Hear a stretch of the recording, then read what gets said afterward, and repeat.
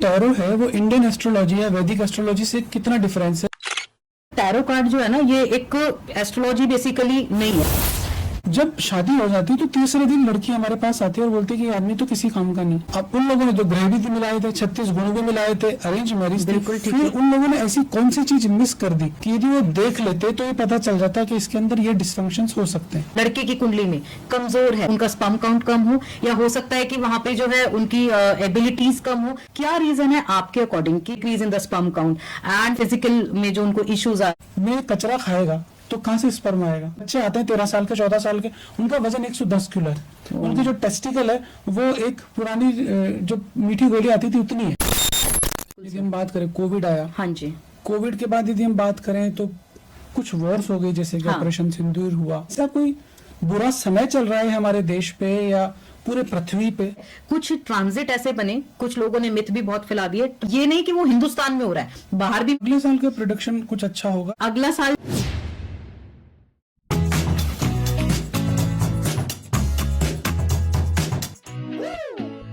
Mad के new episode में आपका स्वागत है। और आज हमारे साथ है भारत की एक बहुत बड़ी हस्ती जो है टैरो और एस्ट्रोलॉजी के अंदर देश ही नहीं विदेश के अंदर हमारा नाम कर रहे हैं। बहुत अच्छा काम कर रहे हैं। मैंने इनकी बहुत रील्स देखी हैं, बहुत इनके पॉडकास्ट वायरल होते हुए देखे।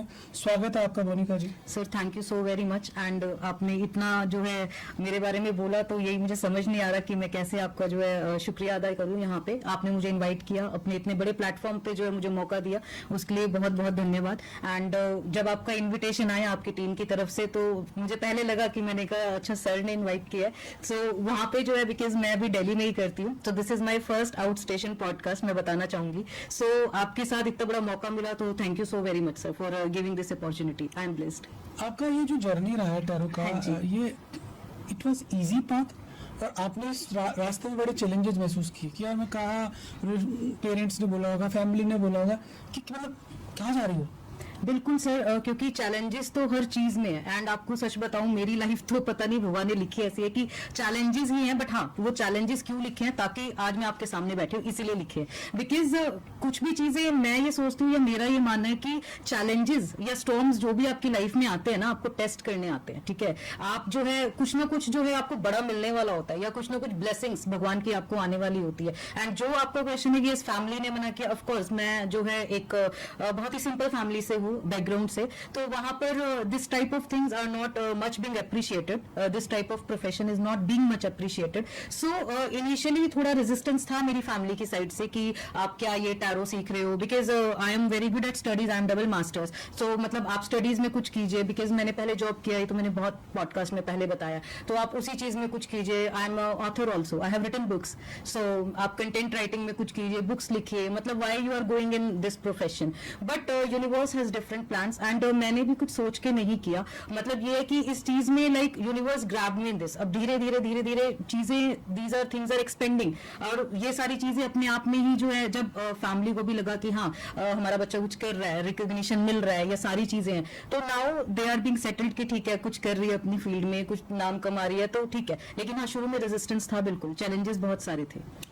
जो टैरो है वो इंडियन एस्ट्रोलॉजी या वैदिक एस्ट्रोलॉजी से कितना डिफरेंस है? सर, पहले तो ये है कि टैरो कार्ड जो है ना, ये एक एस्ट्रोलॉजी बेसिकली नहीं है, this is a western astrology. It's a kind of prediction. और जी, this is a kind of prediction. Prediction means अनुमान, जो हम लोग लगाते हैं टैरो से।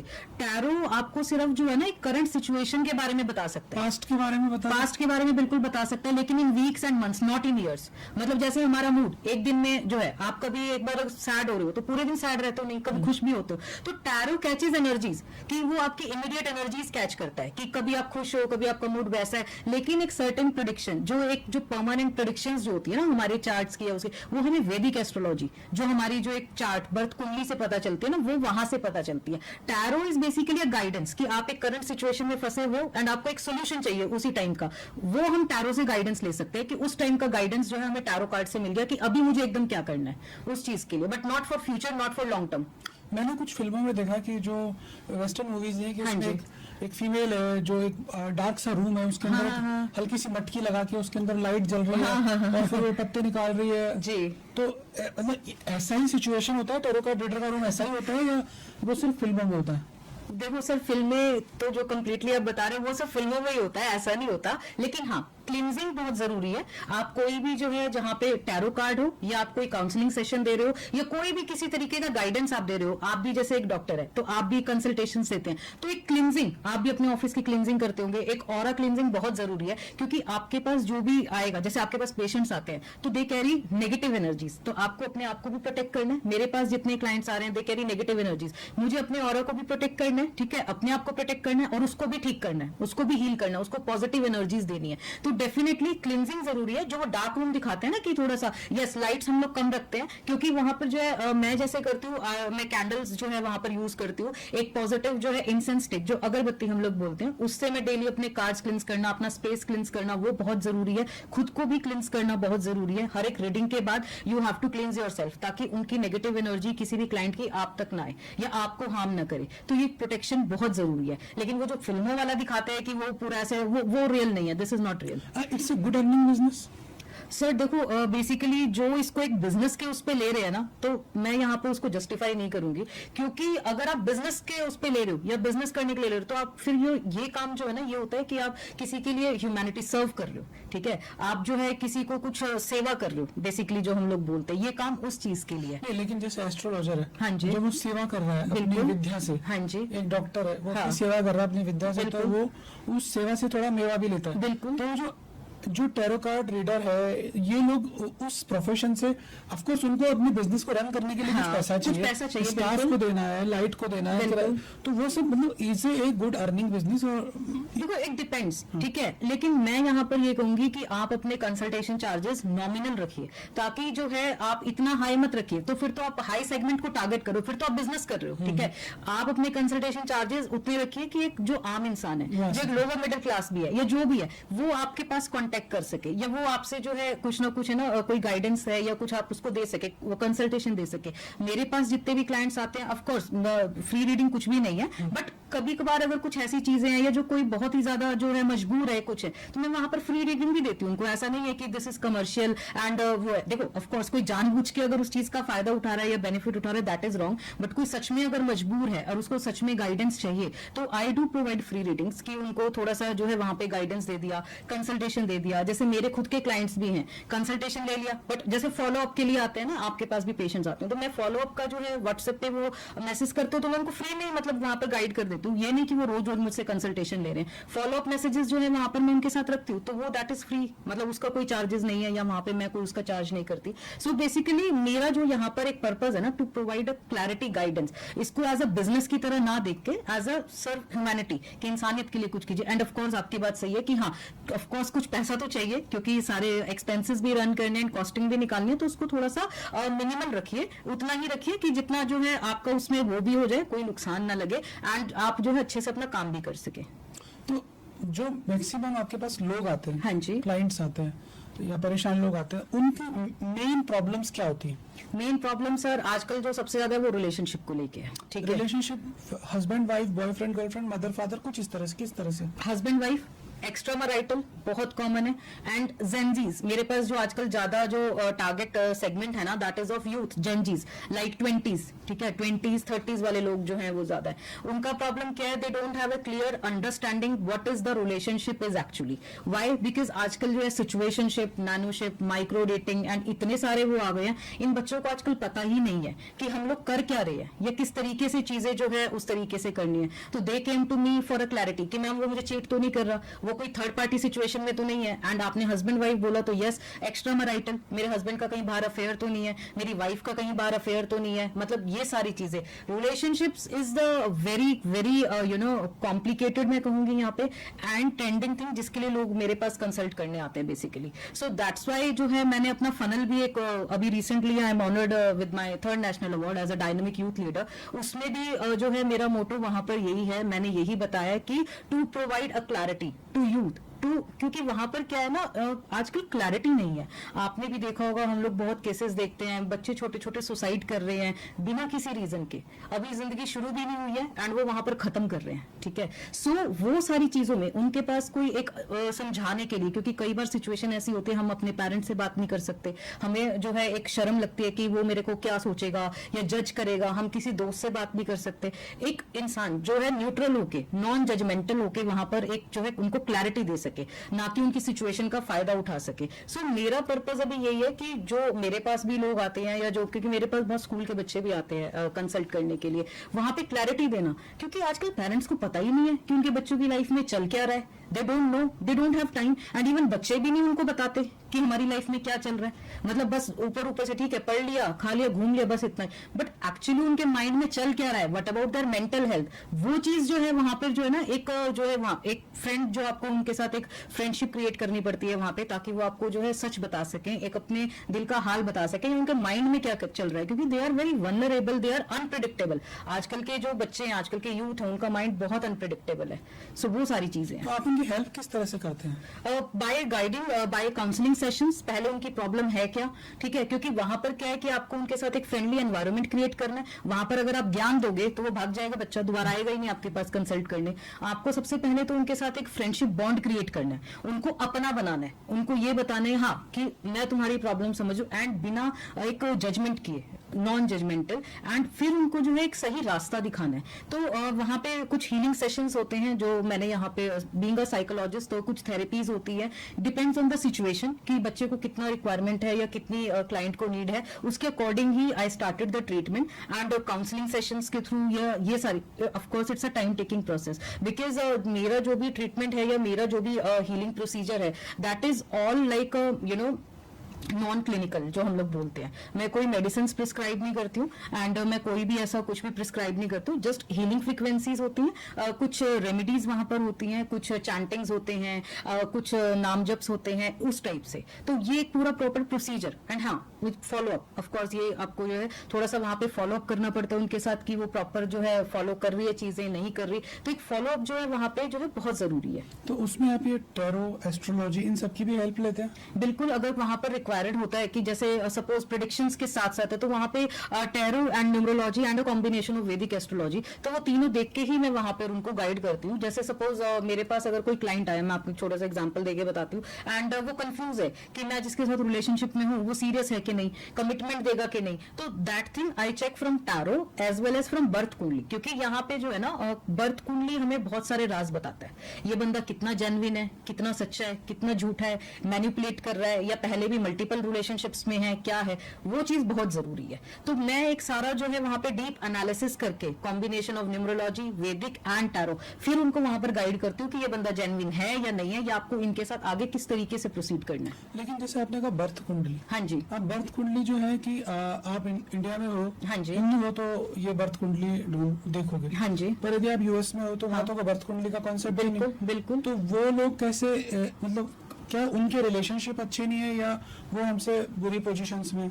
देखो सर, बाहर की अगर हम बात करें, पहली चीज तो ये कि वहां पर जो हम लोग, ये जो टैरो वाला है ना, टैरो कार्ड रीडिंग, वहां पर वो प्रोमिनेंट है, क्योंकि वो वहीं से ही निकला है, ठीक है। वो लोग जो भी प्रेडिक्शंस करते हैं, या वो लोग जो भी रीडिंग्स करते हैं, that is on the tarot. And tarot भी ऐसा नहीं है कि बहुत सारे टैरो है, जैसे ओशो जैन टैरो है, ठीक है, that is a very powerful deck, मैं भी यूज करती हूँ उनको। बेसिकली जो राइडर वेट डेक होता है, these are different deck of tarots, तो इन सब से भी हम लोग गाइडेंस ले सकते हैं। एंड आपने जो क्वेश्चन पूछा, कमिंग टू योर क्वेश्चन, कि उनके रिलेशनशिप्स अच्छे नहीं है, तो यूके यूएस में तो हमें पता ही है कि ऑब्वियसली वहां पर इन चीजों का ना इतना इशू नहीं है जो हमारे इंडिया में है, ठीक है। वहां पे मैंने जितनी मेरी नॉलेज है या जितना मैंने सुना है, वहां पे मैंने सुना है कि 15 साल के बाद वो बच्चों को अपने घर से निकाल देते हैं कि खुद अर्न करो, खुद कमाओ। तो वहां पे आपने उस बच्चे को एक फ्रीडम दे दी कि आप जो है खुद कमाओ जी, अपने पैरों पे खड़े हो। इंडिया में ऐसा करते कोई नहीं, इंडिया में तो ऐसा कोई कल्चर नहीं है। तो हमारा और उनका कल्चर ही डिफरेंट है, पहली चीज तो ये। वहां पे एक्स्ट्रा मैरिटल का वो सब कुछ है, वहां पे मतलब कपल स्वैपिंग चल रहा है, एक्स्ट्रा मैरिटल चल रहा है, these are very normal things.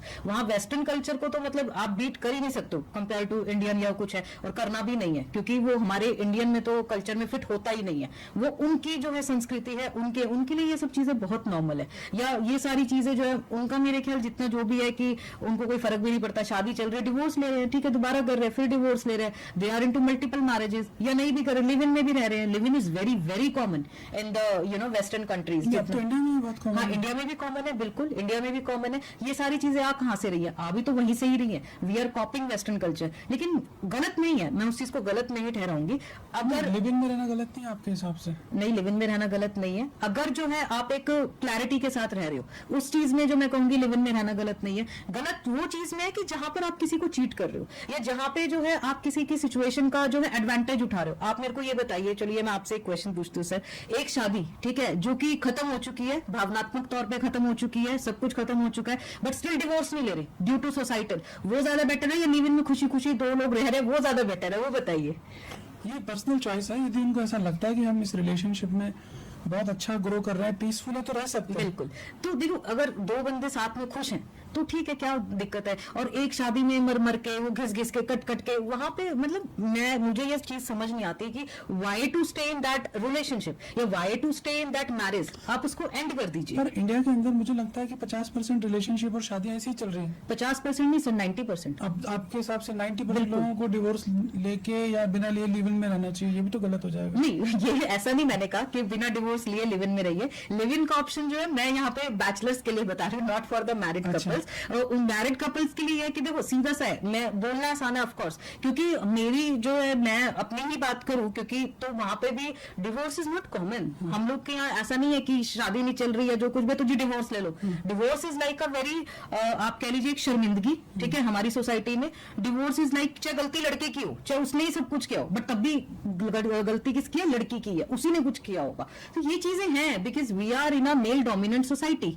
ये तो है ही, यहाँ पे पुरुष प्रधान समाज है, तो सारी गलती तो वो वैसे भी औरतों की है, चाहे उन्होंने कुछ किया हो या ना किया। ऑफ कोर्स औरतें आजकल बिल्कुल कम नहीं है, लेकिन यहाँ पे जो है वो, this is like a very debatable topic कि वो सारी चीजें। बट हाँ, डिवोर्स इज लाइक समथिंग जो मैं सोचती हूँ, या जो मेरी सोच है कि अगर एक रिलेशनशिप वर्क नहीं कर रहा, आप ग्रेसफुली डिवोर्स लीजिए एंड अपनी अपनी लाइफ में कुछ अच्छा अट्रैक्ट कीजिए। अपनी अपनी खुश रहने का हक सबको है। एक उस शादी में कट कट के रहने से अच्छा है कि आप खुश रहिए। जरूरी नहीं है दूसरी बार शादी कीजिए, सिंगल रहिए, या जैसा भी आपको अच्छा लगे, अपनी लाइफ में कुछ अच्छा क्रिएट कीजिए, कुछ अच्छी चीजों को अट्रैक्ट कीजिए।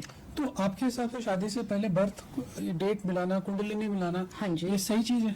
हाँ सर, बिल्कुल ये सही चीज है, क्योंकि उससे हमें जो है सामने वाले बंदे की पर्सनालिटी का 90% पता लग जाता है कि ये जो है फाइनेंशियली कैसा है, हेल्थ इश्यूज की कोई है तो नहीं प्रोमिनेंट, वो हमें पता लग जाता है। इनका बिहेवियर कैसा है, झूठा तो नहीं है, मल्टीपल उसमें तो नहीं रहा, कोई ऑलरेडी शादीशुदा तो नहीं है, मतलब ये सारी चीजें, कोई और इश्यूज तो नहीं है, फाइनेंसेस कैसे है, अच्छी जॉब है, पैसा कमा रहा है या नहीं कमा रहा, काफी चीजों का आइडिया हमें कुंडली मैचिंग से लग जाता है। अगर किसी को अच्छे से देखनी आती है तो 12 घर होते हैं हमारे, एक उसमें 12 हाउसेस। अगर उन 12 जो घर की अच्छी नॉलेज है किसी को, तो डेफिनेटली हमें एक बंदे के बारे में 90 to 95% चीजें हम लोग पता कर सकते हैं, प्रेडिक्ट कर सकते हैं, बट अच्छे से देखनी आनी चाहिए किसी को। क्या ये प्रेडिक्ट कर सकते हैं कि यार ये इस समय शादी करने वाले उसका कोई पुराना कोई चक्कर वक्कर तो नहीं रहा होगा? बिल्कुल बिल्कुल, 5th हाउस से आपको पता लग जाएगा। 5th house is of relationship house. अगर वहां पर वीनस बैठा हुआ है, या वीनस के साथ मून बैठा हुआ है, कॉम्बिनेशन में बैठा है, राहु बैठा हुआ है, तो बिल्कुल है वहां पे वो बिना सेकंड थॉट्स, वहां पे डेफिनेटली उनका कोई पुराना रिलेशनशिप, या फिर शादी के बाद भी relationships, heal into multiple relationships, वो चीज हमें 5th हाउस से पता लगती है। 5th हाउस जो है रिलेशनशिप का हाउस होता है। लड़का और लड़की, हाँ, ये दोनों के लिए है, इसमें लड़का लड़की जेंडर का कोई वो नहीं है, कुंडली सबके लिए सेम होती है। मतलब तो वो घर तो सबके लिए, हाउसेस तो सबके लिए सेम है। सेकंड हाउस से हमें ये पता चलता है ये कितना झूठा है। अगर सेकंड हाउस में राहु प्लेस्ड है, राहु इज लाइक अ पापी ग्रह, ठीक है, सो अगर राहु सेकंड हाउस में प्लेस्ड है तो दैट मींस तो ये सबको टोपी पहनाता है, सबको गोली देता है, ये सबको झूठ बोलता है। और ये नहीं कि रिलेशनशिप में, फैमिली वालों को भी झूठ बोलता होगा, अपने दोस्तों को, फैमिली वालों को, लड़का हो या लड़की हो, कोई भी मैनिपुलेट करना, एक इल्यूजन उनके दिमाग में क्रिएट, अब जो अपने आप दिमाग में इल्यूजन क्रिएट कर लिया और वो उसी को सच मान लिया। आपने देखा होगा कि कई मूवीज में हम देखते हैं हेलुसिनेशंस के जो केसेस होते हैं, वो कैसे, because Rahu is placed in your second house, ठीक है, एंड अगर राहु वहां पे सैटर्न के साथ है, यानी कि शनि के साथ है, तो बस फिर पूछो ही मत। तो वहां पर चीजें और क्रिटिकल है, वहां पे चीजें और बुरी हैं। आप वहां पे जो है अपनी जो ड्यूअल पर्सनालिटी शो कर रहे हो, वो सारी चीजें। अगर 7th हाउस होता है बेसिकली शादी का घर। जितनी भी जो अपने शादी से रिलेटेड क्वेश्चन पूछा, तो हम 7th हाउस चेक करते हैं वहां पे। अगर वहां पे 7th हाउस में राहु प्लेस्ड है, ठीक है, या फिर जो है वहां पे केतु प्लेस्ड है, पहले तो ये दो ग्रह चेक कर लो, Rahu and Ketu most prominent. तो दैट मीन्स कि कुछ ना कुछ यहाँ पे खराब है, डिवोर्स के चांसेस भी बनते हैं। ऑफ कोर्स ये जो है टोटल वो नहीं है इसके ऊपर बेस्ड, हमें कुछ और प्लेसमेंट्स भी देखने पड़ते हैं, नवमांश देखना पड़ता है, D60 भी चार्ट देखना पड़ता है, लेकिन कहीं ना कहीं आइडिया लग जाता है कि कुछ ना कुछ शादी चलेगी नहीं, या शादी में जो है एक कंपैटिबिलिटी एक टाइम के बाद रहेगी नहीं। तो ये सारी चीजें राहु केतु से पता लग जाती हैं। अगर 7th हाउस में आपका जुपिटर है या फिर वीनस है या मून है, तो दैट मीन्स शादी अच्छी चलेगी आपकी। तो वो है वहां पे आपका पार्टनर लॉयल भी रहेगा, लवेबल रहेगा। अगर 7th हाउस में सन प्लेस्ड है तो दैट मीन्स आपका पार्टनर आपको हमेशा डोमिनेट करेगा, आपके ऊपर हमेशा अपने थॉट्स इंपोज करेगा। तो ये सारी चीजें जो है वहां पर चेक करनी पड़ती हैं। अगर 7वें घर में शनि प्लेस्ड है तो दैट मीन्स आपकी शादी डिले होगी। पहली चीज 33 से पहले नहीं होगी, ठीक है। 30 से 33 की उम्र में जो है वहां पे आपको बहुत डिफिकल्टीज आएंगी। 32-33 की उम्र में जो है वहां पर शादी होगी। शादी अपने से लड़का है तो बड़ी उम्र की लड़की से होगी, लड़की है तो मतलब वही बड़ी उम्र के लड़के से होगी, क्योंकि सैटर्न ये चीजें कराता ही कराता है। एंड शादी में दिक्कत आएंगी ही आएंगी। बहुत सारे और भी प्लेसमेंट्स है, अगर ग्रह वक्री है या कंबस्ट है या वर्गोत्तम है, तो बहुत सारी चीजें। This are very very vast things of astrology. लेकिन ये मैंने आपको एक बेसिक आइडिया दिया कि हम लोग कैसे चेक करते हैं या क्या प्लेसमेंट्स हमें वहां पर देखनी पड़ती है। पर ऐसे बहुत सारे रिलेशनशिप्स हैं जिनमें मैं जानता हूँ कि शादी से पहले एवरीथिंग वाज परफेक्ट और लड़का और लड़की दोनों एक दूसरे के लिए कमिटेड थे। हाँ जी। शादी के 4-5 साल बाद ऐसा हुआ है कि जो लड़का है वो इधर उधर जाने लग गया। तो ऐसी क्या, भाई ग्रह तो वहीं का वहीं रहा, ठीक है। तो अब उसमें क्या चेंजेस हुए कि वो इधर उधर घूमने लग गया? देखिए, मैं यहाँ पे ये 2 तरीकों से बताऊंगी। पहले मैं एस्ट्रोलॉजिकली ही बात करती हूँ। आपने बोला ग्रह तो उधर के उधर है, बिल्कुल ठीक है, लेकिन दशा तो नहीं है ना, ठीक है। दशा जो होती है हमारे उसमें महादशा, अंतरदशा, प्राण दशा, सूक्ष्म दशा, ये 4 दशाएं चलती है। महादशा होती है कोई 18 साल की, जैसे राहु की 18 साल की होती है, शुक्र की 20 साल की होती है, एंड ऐसे ऐसे सारे डिफरेंट ग्रहों की डिफरेंट दशा का टाइम होता है, टाइम फ्रेम जो होता है। दशा जो है 18 साल, अब आप कहोगे तो 18 साल सपोज किसी का राहु चल रहा है, तो एक रोलर कोस्टर लाइफ आपकी 18 साल चलती रहेगी, क्योंकि उसमें डिफरेंट अंतरदशा सारे ग्रह की, फिर प्राण दशा, सूक्ष्म दशा, वो सारी चीजें जो है उसमें चलती रहती है। आपने बोला 4-5 साल बाद उसका जो है वहां पर चेंज हो गया, वहां पर डेफिनेटली दशा चेंज हो गई होगी, राहु आ गया होगा या फिर राहु के साथ शुक्र आ गया होगा, तो जिसकी वजह से जो है उनका अट्रैक्शन बाहर जो है, बाहरी जो है फीमेल्स की तरफ या अपोजिट उसकी तरफ, वहां पे जो है उनका जो है इंक्लाइंड वहां पर हो गया। ये हो गया एस्ट्रोलॉजिकली। अब साइकोलॉजिकली अगर मैं आपको बताऊं, शादी के कुछ टाइम के बाद, देखिए शादी हो गई, ठीक है, तब तो सब कुछ वहां पे हनीमून फेज है, सब कुछ अच्छा है, सारी चीजें, but once you get married you came to know the reality, ठीक है। रिस्पॉन्सिबिलिटीज आ जाती है दोनों के ऊपर, एक को घर संभालना है, एक को बाहर संभालना है, ठीक है। पैसा भी कमाना है, क्योंकि एक अच्छी जिंदगी अगर जीनी है तो ऑफकोर्स पैसा तो वहां पर कमाना ही है। सो अपनी अपनी जिम्मेदारियों का वहां पर फुलफिल करते हुए ना उनका खुद का रिलेशनशिप वहां पर फेड हो जाता है। एंड 4-5 साल बाद वो ये कि हस्बैंड वो ये ऑफिस से थका आ रहा है, पूरे दिन जो बॉस ने कुछ कह दिया, वही सारी मगजमारी चल रही है, वाइफ है पूरे दिन घर का काम कर रही है, वही जो है जूड़ा बनाकर बैठी हुई है, नाइट सूट में बैठी हुई है, स्पार्क खत्म हो गया है। वो पहले जब जो है नई शादी हुई, हस्बैंड आता था तो वाइफ तैयार होती थी, ठीक है। ये एस्ट्रोलॉजिकली भी बता रही हूँ, वहां पर उनका वीनस अच्छा है, क्योंकि वीनस बेसिकली क्या है ना, शुक्र जो ग्रह होता है, कभी भी जो है आप एक जो है अच्छे से तैयार हुई है, ठीक है, ज्यादा से ज्यादा परफ्यूम यूज कीजिए। These are the remedies of enhancing your Venus, ठीक है। अच्छे वो नाइट सूट में बेसिकली जो आजकल, वैसे मेरी भी हैबिट है यहाँ पर कि ये जो नाइट सूट में आजकल जो फीमेल्स रहते हैं ना, वो पूरे दिन मत रहिए, ठीक है। मतलब रात को उसको ये नहीं कि आपके हस्बैंड आ रहे तो भी आप नाइट सूट में हो, आपने वहां पे कॉम भी नहीं किया है, आप वो एक क्लचर लगाकर बैठे हुए हो, एंड बस आ गया, खाना दे दिया, एंड वो तो वहां पे ऑब्वियसली वो स्पार्क खत्म हो गया, वो केमिस्ट्री खत्म हो गई। तो देन मेल हो या फीमेल हो, they tend to move outside, they look for options outside. वो फिर वो बाहर जो है उनका जो है बाहरी आकर्षण वहां पर एक बनना शुरू हो जाता है, या बाहरी चीजें जो है वो फिर आकर्षित करनी शुरू हो जाती है, क्योंकि द थिंग्स, क्योंकि घर में वो चीज खत्म हो गई ना, स्पार्क खत्म हो गया, दोनों के बीच एक कंपैटिबिलिटी खत्म हो गई, वहां पर फिर बच्चे हो गए, उसकी रिस्पॉन्सिबिलिटीज है, लॉट ऑफ थिंग्स, तो वो सारी चीजें एक हेल्दी रिलेशनशिप को वहां पर खत्म कर देती है। सो ये एक रीजन है बेसिकली साइकोलॉजिकली एंड एस्ट्रोलॉजिकली। अब जैसे आपने कहा कि ग्रह जो थे, अब कोई जो प्रेम करता है किसी से, हाँ सपोज जी। करो कि मैं कॉलेज में हूँ, मैं किसी से प्रेम कर रहा हूँ, तो मैं उसकी कुंडली देख के तो प्रेम करूंगा नहीं, बिल्कुल ठीक है सर। है ना। तो अब आज प्रेम भी हो गया, अब शादी भी हो गई, तो अब जो चीजें मैंने ले ली है इसको कैसे मैनेज करूँ? तो क्या ये जो आयुर्वेद एस्ट्रोलॉजी के अंदर ये जो रेमेडीज बताता है, जैसे कि पुखराज पहन लो, ये पहन लो, वो पहन लो, ये पूजा करा लो, तो क्या इन चीजों से फर्क पड़ता है? देखिए चीजें में से फर्क जरूर पड़ता है, ठीक है। आपने जो जेमस्टोन्स बोले ना, ये पहले तो किसी अच्छे एस्ट्रोलॉजर से कंसल्ट करके पहनिए, बिकॉज इनका साइड इफेक्ट भी होता है, ठीक है। मैंने भी ये फिंगर पहने हुए हैं, ठीक है। इसमें this is a fire opal, this is a Venus stone जो मैंने डाला हुआ है। तो कहीं ना कहीं चीजों में आपकी कुंडली में जो भी ग्रह जो है कमजोर है, उसको जो है बल देने के लिए हम लोग जेमस्टोन्स वहां पे सजेस्ट करते हैं, लेकिन एक अच्छे एस्ट्रोलॉजर से कंसल्ट करके, अदरवाइज वो आपको नेगेटिव इफेक्ट देते हैं जेमस्टोन्स, ठीक है। पहली चीज आपने बोला पूजा करा लो, ये सारी चीजें करा लो, डेफिनेटली वहां पे फर्क पड़ता है, लेकिन जड़ से खत्म नहीं होती है चीजों में प्रॉब्लम। अगर आप समझिए किसी का डिवोर्स है, मैं आपको चलो एक छोटी सी यहाँ पे हम बात करते हैं, किसी की कुंडली में डिवोर्स है, सपोज लड़के की कुंडली में तो डिवोर्स है और लड़की की कुंडली में नहीं है, ठीक है। तो वो जो उसकी दशा का प्रॉमिस है, लड़के की कुंडली का प्रॉमिस है, कुछ ना कुछ सर्कमस्टांसेस वो ऐसे बनाएगा ही बनाएगा कि वो सिचुएशंस वहां पर जो उन दोनों के बीच में है ना, आपस में बनेगी नहीं, ठीक है। आपस में लड़ाई रहेगी, वहां पे खटास रहेगी, लेकिन लड़की की कुंडली में नहीं है। तो उसमें क्या होगा, भावनात्मक तौर पे दोनों खत्म हो चुके हैं, they are not emotionally connected, they are not physically connected, but still living under the same roof. तो वो एक तरीके का डिवोर्स ही है, मतलब उस तरीके की चीजें। तो वहां पर लड़के की कुंडली का जो प्रॉमिस था कि वो वहां पर उसको जो एक वैवाहिक सुख मिलना था, जो हम बोलते हैं, वो तो नहीं मिला ना, वो वहां पे फुलफिल हो गया। लेकिन लड़की की कुंडली का जो प्रॉमिस है कि डिवोर्स नहीं हुआ, वो डिवोर्स भी नहीं हुआ। तो पूजा से और दशा से डेफिनेटली उन चीजों को हम कम कर सकते हैं, जड़ से खत्म नहीं कर सकते। जैसे अब मैंने आपको बताया कि कैंसर के बारे में मैं आपसे अभी डिस्कस कर रही थी।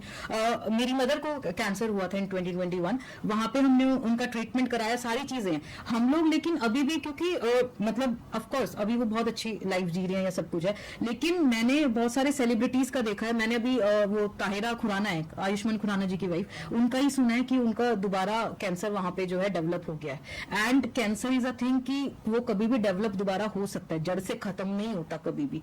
तो उस चीज को लेके ऐसे ही मैं एस्ट्रोलॉजी की बात करूंगी, जड़ से खत्म नहीं होती वहां पे चीजें। ऑफ कोर्स कुछ हद तक हम उन चीजों को कंट्रोल कर सकते हैं, बट जड़ से खत्म नहीं है। अगर कोई दशा या कोई ग्रह वहां पे है, कालसर्प दोष अगर किसी की कुंडली में है, तो वो रहेगा थ्रू आउट द लाइफ। आप पूजा के थ्रू उसका जो इफेक्ट है ना, उसको शांत करा सकते हो। पर ये थोड़ी है कि जी कालसर्प दोष ही खत्म हो गया कुंडली से, नहीं।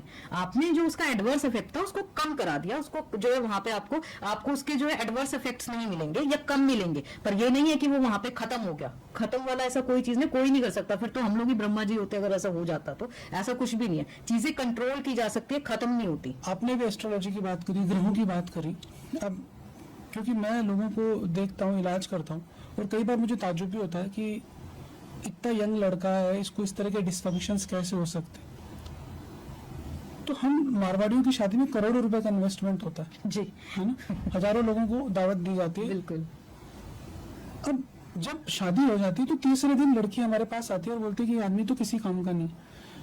अब उन लोगों ने जो ग्रह भी मिलाए थे, 36 गुण भी मिलाए थे, अरेंज मैरिज थी, बिल्कुल ठीक फिर है। उन लोगों ने ऐसी कौन सी चीज मिस कर दी कि यदि वो देख लेते तो ये पता चल जाता कि इसके अंदर ये डिस्फंक्शंस हो सकते हैं। जी, इसमें मैं ये बताऊंगी, मैंने अभी 7th हाउस की बात की ना, 7वें घर की। 7th हाउस यहाँ पे फिजिकल कंपैटिबिलिटी को भी दिखाता है, दोनों के बीच इंटीमेसी कैसी रहेगी वो भी दिखाता है, ठीक है।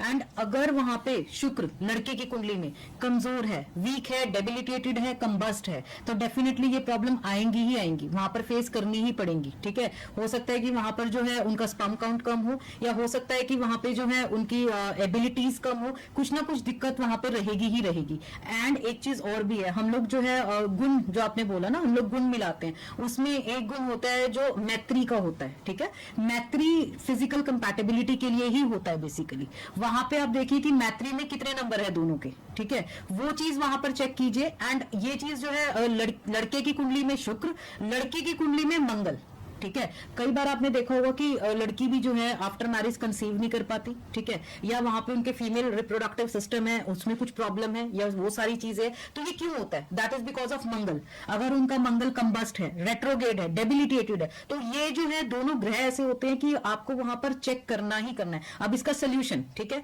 इनकी रेमेडीज कीजिए। मैं ये तो नहीं कहूंगी कि वहां पर वो चीजें बिल्कुल 100% ठीक हो जाएंगी, लेकिन हाँ कुछ हद तक हम लोग वो चीज कंट्रोल कर सकते हैं। कुछ हद तक, जैसे कि अब प्रेगनेंसी तो हम आर्टिफिशियल प्रेगनेंसी भी कर सकते हैं थ्रू IVF एंड IUI, ठीक है। लड़के की केस में हम लोग ये कर सकते हैं कि वहां पे जो है to increase the sperm count हम थोड़ा मेडिकल ट्रीटमेंट ले सकते हैं। एंड ऑफ कोर्स एस्ट्रोलॉजिकली तो हम वीनस की वहां पर रेमेडीज करेंगे ही करेंगे कि जिससे वहां पर उनके शुक्र को बल मिले, तो इस तरीके की प्रॉब्लम्स जो है वो ना फेस करे। अब यहीं से सिर्फ एक छोटा सा क्वेश्चन मैं जो है बहुत ज्यादा वो हो रही हूँ आपसे पूछने के लिए। जैसे I know that you are a doctor, ठीक है, आपका जो प्रोफेशन है, तो ये पॉडकास्ट में सर आप कैसे आए यहाँ पे, मतलब ये कैसे आपने स्टार्ट किया? एक्चुअली मेरी जो जर्नी रही है ना, उसमें मैं वीडियोस तो पिछले 15 साल से डाल रहा हूँ। ओके 15 साल से हमारी टीम काम कर रही है। ओके तो मैंने देखा कि मेरे प्रोफेशन के जो लोग हैं, जो डॉक्टर्स हैं, वो इस चीज को लेके बहुत कम अवेयर है कि उनको अपने सेगमेंट की जो चीजें हैं वो लोगों को बतानी चाहिए। हाँ जी जैसे कि आज मैं एक नेफ्रोलॉजिस्ट के पास जाऊँ, तो एज ए नेफ्रोलॉजिस्ट वो एक एक चीज हर मरीज को नहीं बता सकता कि खाने में क्या खाना है, यूरिक एसिड बढ़ रहा है तो क्या खाना है, बिल्कुल। क्योंकि उसके पास एक लिमिटेड टाइम है। बिल्कुल पर यदि मैंने ये सवाल 1 घंटे के अंदर पूछ लिया उससे कि भैया यार सीरम क्रिएटिनिन बढ़ रहा है तो क्या करना चाहिए, या यदि कार्डियोलॉजिस्ट है, अब उसके कुछ सवाल है हाँ जी जो एक आम आदमी के रहता है कि गुड़ खाऊं नहीं खाऊं, मूंगफली खाऊं नहीं खाऊं, बादाम खाऊं नहीं खाऊं।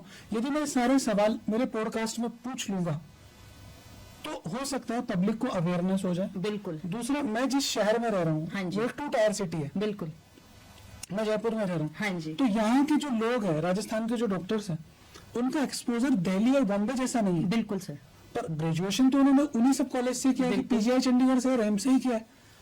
लेकिन वहाँ जो बॉम्बे का आदमी है या जो दिल्ली का आदमी है, उसका एक्सपोजर ज्यादा है क्योंकि वो उसका सोशल मीडिया बढ़िया चल रहा बिल्कुल है। सर बिल्कुल तो इसलिए मैं चाहता था कि मैं मेरे प्रोफेशन वाले लोगों की हेल्प करूं, बिल्कुल उनको बुला के उनकी जो आइडियाज हैं, उन्होंने जो अचीवमेंट्स किए वो पब्लिक तक पहुंचाऊं। तो ये मेरा रीजन था। फिर धीरे धीरे मुझे ऐसा लगा कि सिर्फ मेडिकल प्रोफेशन के अंदर ही यदि मैं करता रहूंगा तो ये जस्टिस नहीं होगा। बिल्कुल तो अब मैं ऐसे लोगों को बुलाता हूँ, या आप आए जी। तो आज हम भी जो सवाल पूछ रहे हो, क्या पूछ रहे हैं, बेसिकली पूछ मेडिकल रिलेटेड ही है, Exactly. रिलेशनशिप से रिलेटेड ही है, कि बिल्कुल। हम कहीं ना कहीं समाज की हेल्प कर रहे हैं। बिल्कुल क्योंकि सर पहले तो this is very appreciating and this is very motivating जो आपने बात कही। मैं सच में इस चीज को बहुत अप्रिशिएट करूंगी क्योंकि मैंने बहुत सारे पॉडकास्ट किए हैं बट मैंने कोई भी होस्ट एज अ डॉक्टर नहीं देखा है। You are the first one and reason भी मैं आपको बताऊं कि this is my first outdoor shoot. मैंने आपको बताया रीजन भी यही था कि आपकी टीम ने जब अप्रोच किया तो मेरा रीजन भी यही था, आई गेट अ क्यूरियोसिटी कि being a doctor and as a host, मतलब मुझे भी बहुत कुछ सीखने को एंड बहुत कुछ आपसे नॉलेज जो मुझे भी यहाँ पर मिल रही है। क्योंकि मेरा ये मानना है कि आप हूं या मैं हूं, we all are connected in this universe. आपका जो भी काम है या मैं जो भी काम कर रही हूँ ना, हम लोग कहीं ना कहीं यूनिवर्स के टावर से, वायर से कनेक्टेड है। ठीक है, आपको प्रोफेशन थोड़ा डिफरेंट होगा। सपोज अभी हमने यही बात की, जो भी लास्ट हमने क्वेश्चन पूछा कि अगर किसी को कोई प्रॉब्लम है या उनके कोई आपस में फिजिकल कंपैटिबिलिटी में कोई इश्यूज आ रहे हैं, प्रॉब्लम के लिए वो मेरे पास भी आ रहा है, आपके पास भी आ रहा है, आपका तरीका या आपका जो भी प्रोसीजर है वो डिफरेंट है, मेरा उनको जो है एस्ट्रोलॉजिकली प्रॉब्लम तो वही है और पर्सन भी वही है। तो मोर और less we are connected in this universe. And जो चीज आपने कही कि एक्सपोजर, कि ये आपने बिल्कुल अच्छा कहा एंड ये चीज आप मैं बहुत मोटिवेट करूंगी इस चीज को, क्योंकि डॉक्टर्स के पास वैसे भी बहुत कम टाइम होता है, तो बहुत लिमिटेड टाइम होता है। एंड अगर वो पॉडकास्ट के थ्रू कुछ टिप्स एंड रेमेडीज जैसे हम शेयर कर रहे हैं, बहुत सारी जो है लोगों की हेल्प इस तरीके से हो सकती है, या बहुत सारे रेमेडीज जो आप लोग शेयर कर रहे हैं या आप जो दूसरे सेगमेंट्स को भी बुला रहे हैं, वो एक बहुत ही वर्सेटाइल चीज है। बिकॉज मैंने ऑनेस्टली ऐसा नहीं देखा, मतलब मैं this is a very new thing and ये चीज मैं बहुत अप्रिशिएट करूंगी इस चीज को। मैंने बहुत सारे चैनल्स के साथ शूट किया है। वो एक ही रीजन है ना कि जैसे कि एक आम आदमी, एक क्योंकि ये जो जमाना है सोशल मीडिया का, बिल्कुल सर। अब उसमें एक आदमी जो जिम में जा रहा है, हाँ। है ना, वो जिम का कोच है, अब वो लोगों को बता रहा है कि बॉडी बिल्डिंग के अंदर ये लौंग खानी है, इलायची खानी है, उसकी जगह पर न्यूट्रिशन वाला बताए बिल्कुल कि प्रोटीन कितना लेना है, राइट, तो वो ज्यादा बेटर ज्यादा है बेटर है। बिल्कुल सर, कि हाँ कि अब आप अर्जुन की छाल का रस पी लो, बिल्कुल। तो उससे उसका मैं ये नहीं कह रहा कि अर्जुन की छाल बुरी है, पर एज ए लाइफ स्टाइल उसको बताओ, एज ए ट्रीटमेंट मत बताओ उसको। ट्रीटमेंट जी, आपने कहा कि आप अंगूठी पहनोगे तो उससे ग्रह खत्म नहीं हो जाएगा, बिल्कुल। इफेक्ट कम हो जाएगा। इफेक्ट कम हो जाएगा। उसमें दो तरीके, क्योंकि यही है आजकल जो है ना, सबने एस्ट्रोलॉजी को सर एक तो मजाक बना दिया है। ठीक है, हर कोई जो है, बिकॉज पता है नहीं हर कोई एस्ट्रोलॉजर है। ठीक है, आजकल स्कूल से जो पास आउट बच्चे हैं, कॉलेज से जो पास आउट बच्चे हैं, आप देखोगे बहुत कम एज में दे आर टैरो रीडर्स। जो आपने स्टार्टिंग में बोला, टैरो रीडर तो ठीक है बन गए, but how to give the correct prediction, correct prediction भी तो देनी है। टैरो कार्ड तो कोई भी हाथ में पकड़ ले, बट उस टैरो कार्ड को, वो ये ना तलवार तो पकड़ ली, उसको चलाना भी तो आना चाहिए ना, उसमें धार तो लगानी आनी चाहिए। तो how to give that correct prediction, वो वहां पे जो है मैटर करता है कि वहां पे आप किस तरीके से उसको, you have to be very intuitive. आपको जो है वहां पे पूरा जो है अपने ऊपर काम करना पड़ता है। ठीक है, मैं देखती हूँ कि टैरो कार्ड रीडर्स हैं, दे डोंट नो, कार्ड्स का मीनिंग ही नहीं पता उनको, वो डरा दिया। मेरे पास कितने क्लाइंट्स आते हैं कहीं और से, मैं नाम नहीं लूंगी, किसी और से कंसल्ट कर आए या कुछ भी है, मैम उन्होंने तो ऐसा बताया, अब आप बताओगे। मैंने कहा पहली चीज तो यह है कि आप अगर कहीं से भी पूछ कर आए हैं तो वो चीज यहाँ पर वो एक्सपेक्ट मत कीजिए। मेरा अपना तरीका है, जैसे आपके पास भी कोई पेशेंट आया है, आप अपने तरीके से उनको गाइड करेंगे। हाँ, मैं ये नहीं कह रही मेरे पास आइए, अगर आपको मेरी चीज से, मेरी गाइडेंस से फायदा मिल रहा है तो आप अपने आप आओगे। Because I believe in work, I don't believe in mouth publicity. मेरा काम अच्छा है तो लोग आएंगे डेफिनेटली, मुझे ऐसा लगता है। मैं खुद से जो है कहीं पे भी अपने बारे में वो करना या कुछ है, क्योंकि मुझे ऐसा लगता है कि you are known by your work, not by your mouth. तो this thing I believe is, तो वही सारी चीज है कि हर चीज में, हर एक प्रोफेशन में एक डिसिप्लिन होना, एंड जो आपने बताया कि एक वर्सेटिलिटी होना, ये बहुत अच्छा है, ये बहुत जो है यहाँ पे बहुत इनोवेटिव है। तो एक छोटा सा क्वेश्चन सर और मैं आपसे पूछना चाहूंगी आउट ऑफ क्यूरियोसिटी, आपके पास जैसे अगर आजकल के यूथ जो जैसे मेरे पास भी आते हैं, क्या रीजन है आपके अकॉर्डिंग कि जो है बहुत सारा जो decrease in the sperm count and the compatibility physical में जो उनको इश्यूज आ रहे हैं, या वहां पे जो है बहुत सारे इस रिलेटेड प्रॉब्लम्स आ रहे हैं, तो उसका क्या रीजन है? बीइंग अ यूथ, अगर कोई अपने टीन एज में है या कोई 20s में है, मतलब हेल्दी है, ठीक है, बॉडी से तो हेल्दी है बट स्टिल यही प्रॉब्लम फेस कर रहे हैं, तो उसका क्या रीजन है बेसिकली? सबसे बड़ा जो रीजन है ये है लाइफस्टाइल। बिल्कुल, कि यदि मैं मेरी बचपन की बात करूं तो मैं मेरे बचपन के अंदर अपने पेरेंट्स की चाटे इसलिए खाता था कि तू पढ़ नहीं रहा है। बिल्कुल, हमने कहाँ भी था खाया। तू, कहाँ था तू? जी, कि उनके स्कूटर की आवाज आती तो 1 किलोमीटर दूर से हम लोग कुर्सी पे होते थे। अब हम हमारे बच्चों को मैदान तक ले जाने के लिए लालच दे रहे हैं। बिल्कुल बिल्कुल सर। तो इंफ्रास्ट्रक्चर में चेंजेस आए, पहले पार्क थे, खुले में खेलते थे, सड़क पे खेलते थे, जी। गाड़ियां थी नहीं, कि सकरात आने वाली तो हम पतंग उड़ाएंगे, और वो 2 महीने तक चलता था। हाँ, हम पूरे काले बसंत हो जाते थे। सेम अब वो जो लाइफ स्टाइल है कि मुझे मेरे बेटे को पतंग ऊंची करके देनी पड़ रही है, पापा आई एम बोर। बिल्कुल, तो अब उसका फिजिकल लेवल हो गया है कम। बिल्कुल, यदि मैं मेरी जमाने की बात करूं तो मुझे याद नहीं कि मेरे मोहल्ले के अंदर मिठाई की दुकान होती थी। समोसा सिर्फ एक फेस्टिवल पे बनता था। एग्जैक्टली, बिल्कुल, अभी हर गली के अंदर समोसा है, बिल्कुल। हर गली के अंदर मिठाई है। पिज्जा मैंने खाया नहीं था मेरे बचपन में, मुझे याद नहीं कि पास्ता जैसी कोई चीज मैंने सुनी थी। बिल्कुल, और ये ज्यादा पुरानी बात नहीं है, सिर्फ 25 साल पुरानी बात है। बिल्कुल। अब हर बच्चे को संडे को पिज्जा चाहिए, पास्ता चाहिए, मैगी का नूडल चाहिए। तो जब ये लाइफ में कचरा खाएगा तो कहाँ से स्पर्म आएगा? बिल्कुल सही बात है। हेल्थ पे वो ध्यान नहीं दे रहा, बिल्कुल। फिटनेस पे ध्यान नहीं दे रहा। स्ट्रेस लेवल इतना हाई है कि 5th क्लास के अंदर माँ जाके पीटीएम में ये पूछ रही होती है, मैडम इसका ये आधा नंबर क्यों काटा? बिल्कुल, मैं तो उसके चश्मे लग चुके हैं मोटे मोटे। नो वन इज इंटरेस्टेड कि ये आज खेला या नहीं खेला, एग्जैक्टली, कि कितना खेला तू। बिल्कुल। मेरे पास बच्चे आते हैं 13 साल के, 14 साल के, उनका वजन 110 किलो है। उनकी जो टेस्टिकल है वो एक पुरानी जो मीठी गोली आती थी उतनी है। तो how they will produce sperm? Exactly, no one is, मतलब कोई देख नहीं रहा उसको। बिल्कुल, माँ जॉब पे, बाप जॉब पे, उनका एक ही टारगेट है, मेरे बच्चों को अच्छे से स्कूल में अच्छा, पढ़ाएं, हाँ, एग्जैक्टली, अच्छा खाना खिलाओ, वीकेंड्स में इसको कहीं लेके लेके जाऊं, जाऊं। लंदन में इसको मैं छुट्टियां बिताऊं। लेकिन कोई ये नहीं देख रहा कि मैं इसके लिए, यदि मैं टाइम नहीं दे पा रही तो एक फिजिकल ट्रेनर लगाऊं, बिल्कुल, या इसको किसी फिटनेस एकेडमी में भेजूं। जी। ये आपने बहुत अच्छा जो है बिल्कुल सही बात बोली, एंड मैं भी इस चीज से कोरिलेट करती हूँ। थोड़ा सा सर इस पे अगर हम बात करें, क्या जो है मैंने आजकल सुना है मोमोज, एक तो क्या मोमोज और ये पिज्जा जो एक आजकल मियोनीज जो फूड है, ये सच में रीजन है कि ये फीमेल्स की बॉडी पे भी अफेक्ट करते हैं, रिप्रोडक्टिव सिस्टम को, या मेल्स के जो है यहाँ पे स्पर्म काउंट पे भी अफेक्ट करते हैं? ये जस्ट एक मिथ है? देखो मोमोज में क्या है, ये तो अपने को यदि लॉजिकली देखा जाए तो आटा है ठीक और उसके है। अंदर पत्ता गोभी वगैरह डाल के दे रहा है, जी, तो उससे मुझे नहीं लगता कि किसी की बॉडी पे इफेक्ट करेगा। हाँ जी, मोमोज ये एक मिथ हो सकता है, बिल्कुल, क्योंकि मोमोज ऐसा तो है नहीं कि अभी 2-4 साल पहले डेवलप हुए हैं। हाँ जी, मोमोज एक बहुत एस्टेब्लिश डिश है, दिलसम जिसको हम बोलते हैं। हाँ, ये सब चाइना और जापान और कोरिया इन के अंदर सबके, सदियों हाँ। से खा रहे हैं। बिल्कुल बिल्कुल बिल्कुल, तो मुझे नहीं लगता कि इससे कुछ होता होगा। लेकिन आपने एक सवाल पूछा तो वो मुझे उसका एक जवाब एक याद आ रहा है कि मेरा एक पेशेंट है हाँ जी, और उसकी जयपुर में सबसे बड़ी फैक्ट्री है मोमोज बनाने की, ओके, और वो करीब रोज के 60 से 70 हजार मोमोज बनाता है, और फिर वो मोमोज ऑल ओवर इंडिया बेचता है। वो खुद एसटीडी का पेशेंट है। ओके, तो I am treating his HIV and he got this from infection from somewhere. Okay, तो जब भी अब वो बोलता है कि मैंने कहा कि तू मोमोज क्या करते हो, कि सर आपकी गली में जितने भी मोमो वाले हैं सब पे मेरे मोमो आते हैं। तो 5 साल से मैंने मोमो खाना बंद कर दिया जब से मुझे पता चला कि he is infected with STD. Okay, so this is not the cause of STD ना basically? This is not the cause of STD, but अब मेरे दिमाग में वही रहता है कि मैं उसको देखता हूँ कितनी बीड़ी पीता है, 25 से 30 बीड़ी रोज पीता है, तो वो सारे वर्कर वो नेपाल के साइड से पकड़ के लाता है, तो सब वो वैसी गंदगी में करते हैं। हाँ तो एग्जैक्टली। वो जो मेरा एक फील आता है ना, इसलिए मैंने मोमोज खाना बंद कर दिया। जी जी उसके जगह मैं डिमसम खाता हूँ। Dim sums are refined version of momos. हाँ, कि वो आप जाके किसी 5 स्टार होटल में लेते हो तो ऐसा नहीं लगता कि कोई बीड़ी वाला बना रहा होगा। एग्जैक्टली। बट इस चीज का कोई रिलेशन नहीं है। ओके, मोमोज का एंड मोमोज में क्या है? आटा है, जी जी जी मैदा के अंदर वही तो डाल के दे रहा है, वो इतनी तीखी चटनी होती है कि उससे आदमी कितना खा लेगा। हाँ ये तो है सर। तो आई डोंट थिंक उससे कुछ होता होगा। ओके ओके ठीक है। वैसे भी मोमोज लड़कियां ज्यादा खाती है, तो स्पर्म का हाँ। रिलेशन। मतलब वो फिर ना एक्चुअली वही मैंने सुना कि उनके रिप्रोडक्टिव सिस्टम पे एक स्टडी में मैंने एक बुक में उसका कहीं एक जो पढ़ा। रीजन, सबसे बड़ा रीजन है कि रिप्रोडक्टिव सिस्टम वीक क्यों हो रहा है फीमेल्स का। पहला तो उनका जो एज है शादी का, हाँ, वो बढ़ रहा है। बढ़ रहा है, कि exactly। शादी पहले 20 में होती थी, अब 30 में लोग सोच रहे हैं। बिल्कुल ठीक है।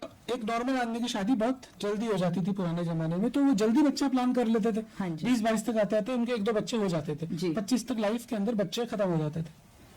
अब 30 में जब आप शादी करोगे तो रिप्रोडक्टिव ऑर्गन है वो बूढ़ा हो गया है। बिल्कुल मेल का भी बूढ़ा हुआ, फीमेल का भी बूढ़ा हुआ।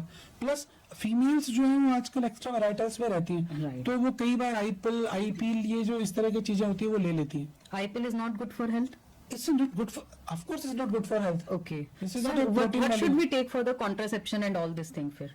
Of course condom. ओके पर आईपीएल जो है वो एक इमरजेंसी पिल है, हाँ, समझ रहे हैं, और ये रिलेशनशिप के लिए है।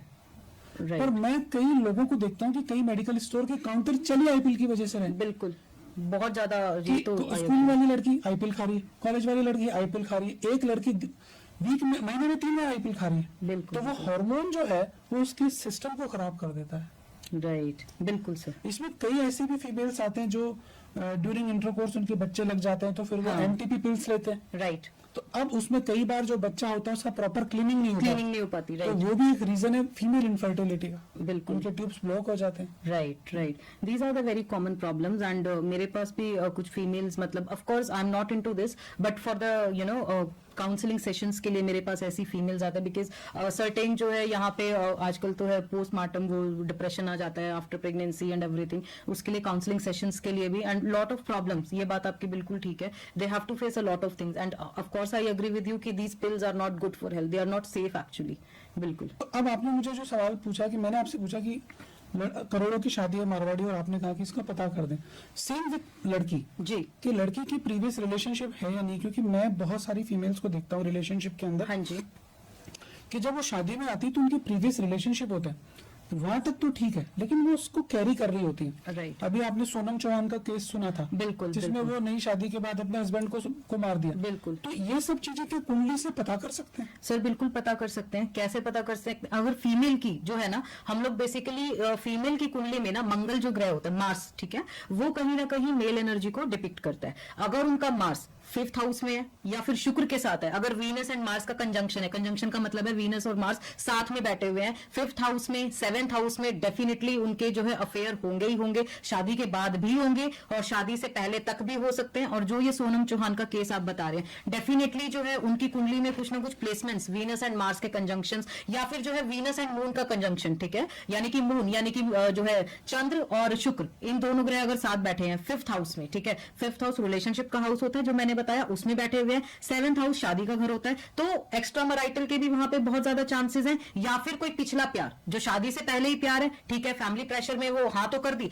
बट वही हम कैरी फॉरवर्ड करे जा रहे हैं, या वहां पे प्लानिंग प्लॉटिंग कर लिया कि जैसे अभी ये जो सोनम का केस आप बता रहे हैं, वो वहां पे प्लानिंग प्लॉटिंग कर लिया कि हमें वही जो शादी से पहले वाला प्यार है वही कैरी फॉरवर्ड करना है, या फिर पहला प्यार जो है किसी वजह से शादी हो गई तो वहां पर जो है ब्रेकअप हो गया, बट आफ्टर मैरिज किसी और की तरफ वहां पे जो है इंक्लाइंड हो गए, या आफ्टर मैरिज जो है चीजें कुछ हो गई, वो सारी चीजें हैं। ये डेफिनेटली और ये पता भी करना चाहिए, वही मैंने आपको बताया। 5वां और 7वां घर फीमेल की कुंडली में या मंगल की प्लेसमेंट जरूर देखनी चाहिए कि मंगल कौन से घर में बैठा है फीमेल के चार्ट में, उससे हमें बहुत ज्यादा आइडिया मिल जाता है उनकी पर्सनैलिटी के बारे में, उनके करेक्टर के बारे में, और उनका एक बेसिक नेचर हमें पता लग जाता है वहां पे। मांगलिक दोष क्या होता है? मांगलिक दोष ये होता है कि अगर आपका मंगल first, fourth, 7th, 12th house में बैठा हुआ है, ये त्रिकोण घर होते हैं, ठीक है। अगर किसी की भी कुंडली में फर्स्ट, फोर्थ, 7th, 12th में मंगल बैठा है तो दैट मींस यू आर मांगलिक, ठीक है। लेकिन मंगल दोष कैंसिल भी होता है आफ्टर 28 ईयर्स ऑफ एज। अगर आप 28 ईयर्स ऑफ एज अगर क्रॉस कर गए हैं तो दैट मींस आपका मांगलिक दोष वहां पे कैंसिल हो गया है। और प्लेसमेंट्स भी देखने पड़ते हैं।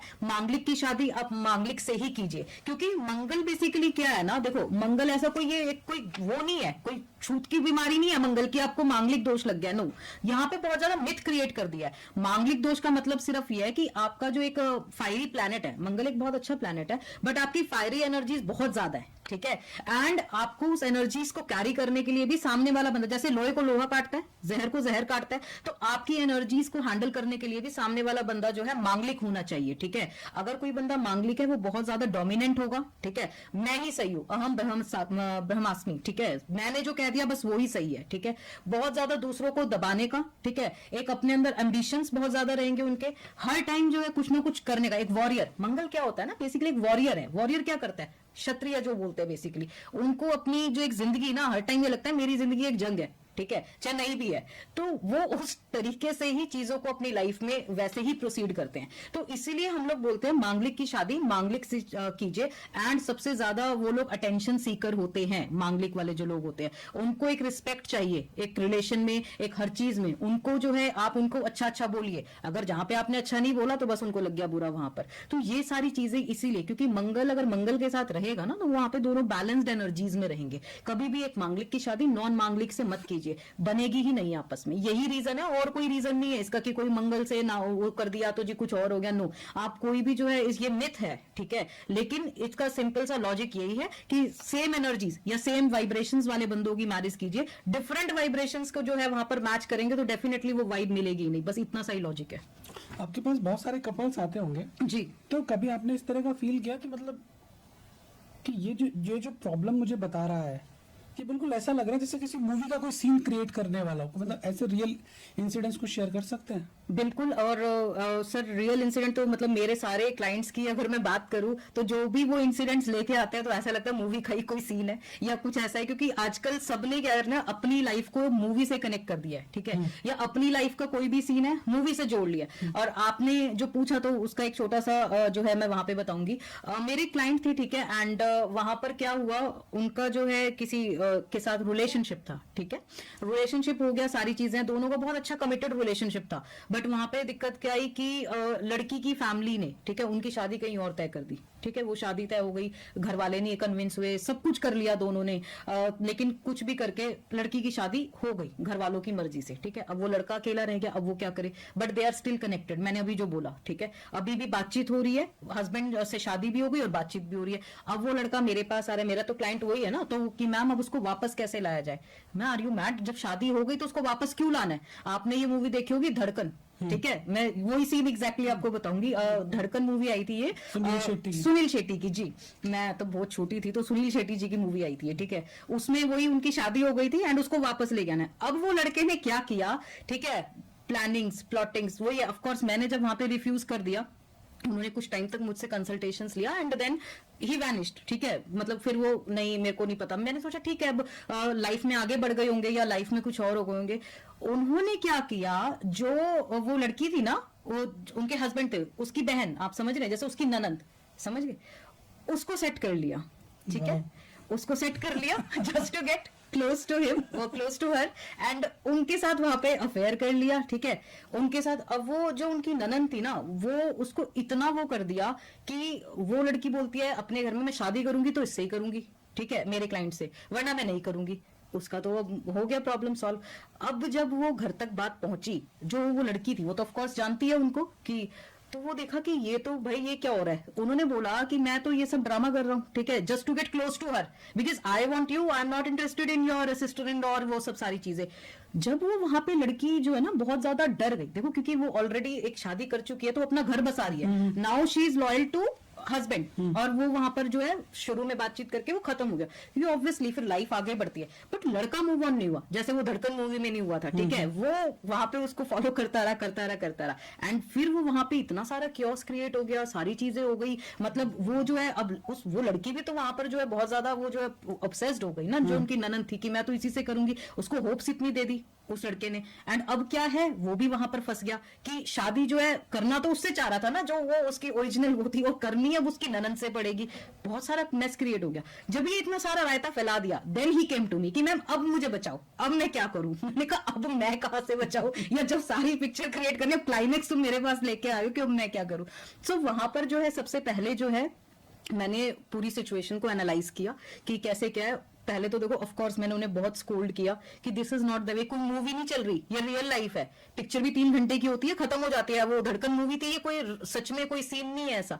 तो वो चीज जो है वहां पर मैंने उनको समझाया, उनको अपनी गलती का एहसास हुआ कि मैं वहां पे 3 जिंदगियां खराब कर रहा था, अपनी भी कर रहा था, उस लड़की की भी कर रहा था, और ऑफ कोर्स जिसकी शादी ऑलरेडी हो गई है उसकी भी कर रहा हूं मैं। यहाँ पे मैं आई एम ग्लैड कि उनको मेरी बात ठीक है देर से समझ में आई, पर आई।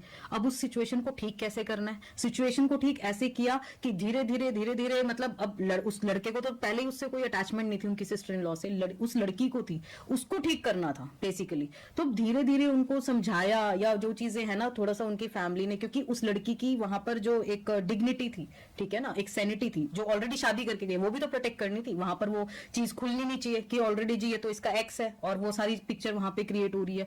बहुत मुश्किल से through lot of healing sessions मैंने हीलिंग्स दी उस लड़की को, उनकी ननंद को, जिससे कि वहां से डिस्ट्रैक्शन हो जाए, because I M Ricky healer, and उनके दिमाग से वो लड़का चला जाए। उस लड़के ने भी उसको समझाया, उस लड़की को, कि मेरी फैमिली जो है नहीं मान रही। ऑफ कोर्स इंटरकास्ट था उनका, जो है ना, कास्ट सेम होती तो उन्हीं की हो जाती फिर, जो इनिशियल वाला था। तो वो चीज वहां पे धीरे टाइम लगा, 3 महीना 6 महीना। वो लड़की ने बहुत तमाशा भी किया, उसके घर आके भी तमाशा किया, पूरा मूवी का सीन था, मूवी बन सकती थी आराम से, ठीक है। तो वो सारी चीजें, बट हाँ थोड़ा टाइम लगा, 6-8 महीने में चीजें सेटल हो गई थी। अब वो जो लड़का है वो किसी और के साथ सेटल्ड है, शादी हो गई है, ननंद की भी शादी हो गई है, एंड जिनकी हो गई थी वो भी, मतलब अब तीनों सेटल्ड है अपनी अपनी लाइफ में। बट एक टाइम पे बिल्कुल ऐसा क्योस क्रिएट हो गया था लाइफ में कि मतलब ये तो कि अब ये पूरी पिक्चर ही है कि अब इसमें क्या करना है आगे। तो क्लाइंट्स आर लाइक बड़े अतरंगी क्लाइंट्स आते हैं, कुछ कुछ प्रॉब्लम से लेके आते हैं। मतलब आप सुनेंगे कई बार हंसी भी आती है कि ये क्या मतलब यार क्या बोल रहा है, वो उसके पीछे है, वो इसके पीछे है, मतलब लॉट ऑफ थिंग्स। एक साथ हम लोग एक ही टाइम पे we are dating multiple girls, and मेरे पास आते हैं मैम बचा लो कि उसको मेरा ना पता चले, एक्स वाइफ को जो है बाहर का ना पता चले, बाहर वाली को घर वाली का ना पता चले, दिस काइंड ऑफ थिंग्स। ये सिचुएशंस भी लोग लेकर आते हैं। बट मैं यहाँ पे यही जो है गाइडेंस दूंगी कि मूवी अलग होती है, रियल लाइफ और रियल लाइफ में बहुत डिफरेंस होता है। आप उस चीज को कनेक्ट मत कीजिए। एक सवाल है मेरे पास कि बहुत सारे जो लड़के होते हैं वो सिचुएशनशिप में जाना पसंद करते हैं, उनको मतलब वन नाइट स्टैंड चाहिए या छोटा सा एक मोहब्बत का एक काल चाहिए, लेकिन लड़कियों को एक परमानेंट रिलेशनशिप में रहना पसंद है। बिल्कुल। और वो कोशिश करती है कि यदि उसने किसी लड़के को अपने प्रेम में यदि वो है तो वो हमेशा वहीं रहे। बिल्कुल सर। तो ऐसा क्यों दोनों की मानसिकताओं में अंतर है? देखिए सर, अगर एक लड़के को सिचुएशनशिप चाहिए ना, पहले तो सिचुएशनशिप है क्या, पहले वो क्लियर कर लेते हैं। सिचुएशनशिप कुछ नहीं है आजकल का, सिर्फ क्या है, कमिटमेंट से भागना है। हम साथ घूम रहे हैं जी, हम साथ अच्छा खा रहे हैं, हर टाइम चिल आउट कर रहे हैं, हर घूम रहे हैं, बट हम लोग फिजिकल भी हो रहे हैं, बट उसको एक नाम नहीं देना, कमिटमेंट का नाम नहीं देना। लड़के के लिए तो इजी है ना कि सब कुछ मिल रहा है, बट कमिटमेंट नहीं देना पड़ रहा, क्योंकि रिस्पॉन्सिबिलिटी नहीं लेनी पड़ेगी। लड़के के लिए तो बहुत विन विन सिचुएशन है ये, ठीक है। लेकिन लड़की के लिए क्या है, अगर वो किसी के साथ फिजिकली कनेक्ट हो रही है, शी वॉन्ट्स इमोशंस, ठीक है, क्योंकि लड़की जो है फिजिकल कनेक्शन वहां पर ही बनाती है जब वो इमोशनली कनेक्ट होती है। ये ऑफकोर्स सब लड़कियों के साथ नहीं, बट हाँ मोस्ट ऑफ द, या जितना मैंने अपनी साइकोलॉजी में पढ़ा है या मैंने जितना देखा है वो यही है। लड़कियों को बेसिकली बातें करना पसंद है, ठीक है, लड़कियों को चाहिए कि हमें अटेंशन मिले, ठीक है, और इमोशंस बेसिकली यहां पर, then they tend to get to the physical part कि हाँ वहां पे जो है फिजिकल कंपैटिबिलिटी हो गई और सब कुछ है। लड़कों का क्या है, उनको विजुअल्स पसंद है, ठीक है, मतलब कि विजुअल्स लाइक कि ठीक है अपनी पिक सेंड कर दिया या वीडियोस भेज दिया, तुम क्या कर रही हो, उनको बातें करना नहीं पसंद, ठीक है, साथ में हैंग आउट कर लिया, घूम लिया, मेरे पास फिर टाइम नहीं है, मैं ऑफिस में हूं, मैं काम कर रहा हूं, साथ में बस घूम लिया, अच्छा टाइम स्पेंड कर लिया, फिजिकल हो गए। They are not tend towards the emotional part, and this is the situationship. तो यहां पर मैं लड़कियों को यही कहूंगी, अगर कोई लड़का तुम्हें बोल रहा है कि वो सिचुएशनशिप ही चाहता है, वो कभी भी तुम्हें रिलेशनशिप देगा ही नहीं, कमिटमेंट देगा ही नहीं। Don't settle for you know that situationship. आप जो है पीछे हट जाओ, क्योंकि फिर या तो आप अपना माइंडसेट उस तरीके का कर लो कि हाँ आप भी सीरियस नहीं हो एंड वो भी सीरियस नहीं है कि हम अच्छा टाइम स्पेंड कर रहे हैं, दोनों की नीड्स एंड वांट्स सेम है, ठीक है, बस एक अच्छा टाइम स्पेंड कर रहे हैं, दोनों चिल आउट कर रहे हैं, कमिटमेंट किसी को नहीं चाहिए, फिर तो ठीक है, सॉर्टेड है। लेकिन अगर एक को कमिटमेंट चाहिए और एक रन कर रहा है, तो वहां पे चीजें सेटल होगी ही होगी नहीं। और ये जो सिचुएशनशिप आजकल लोगों ने बना दिया है ना, आई डोंट अंडरस्टैंड कि ये क्या बकवास है, क्योंकि ये सिचुएशनशिप कुछ नहीं है, ये सिर्फ एक फियर ऑफ रिस्पॉन्सिबिलिटी है, ठीक है। रिस्पॉन्सिबिलिटी से सिर्फ भागने का एक तरीका है कि हमें कुछ ना कुछ रिस्पॉन्सिबिलिटी ना लेनी पड़े। कमिटमेंट मत दो, उसको होप्स मत दो कि कल को वो शादी के लिए पूछे या फिर कल को किसी और सीरियस चीज में है, तो इसलिए सिचुएशनशिप कह दो।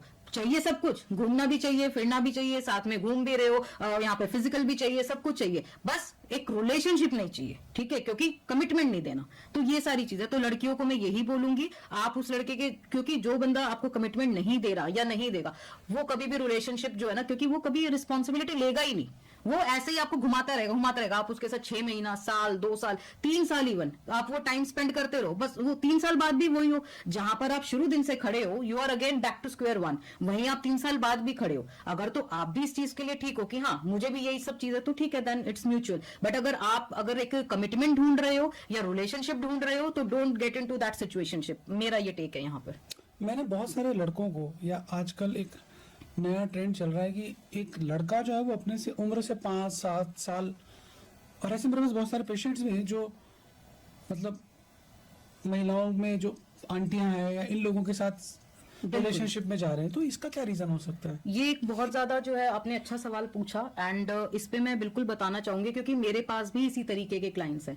आजकल जो यंग बॉयज हैं बेसिकली, वैसे तो जो है वेस्टर्न कल्चर में इसको शुगर मॉमी बोला जाता है, इस Sugar concept को। mommies। जी, लेकिन यहाँ पर उसका रीजन मैं ये दूंगी, मैं किसी चीज को जस्टिफाई नहीं करूंगी कि ये गलत है या सही है, of course this is one's personal choice, लेकिन boys are more tend towards the elder age. Why? Because they get a sense of security, सबसे पहली चीज है, क्योंकि वहां पर वो लेडी इमोशनली मैच्योर है, ठीक है। अगर आप एक सेम एज की लड़की को डेट करते हो ना, वो वहां पर उसकी डिजायर्स एंड वहां पे उसकी नीड्स डिफरेंट होंगी। क्या नीड्स है?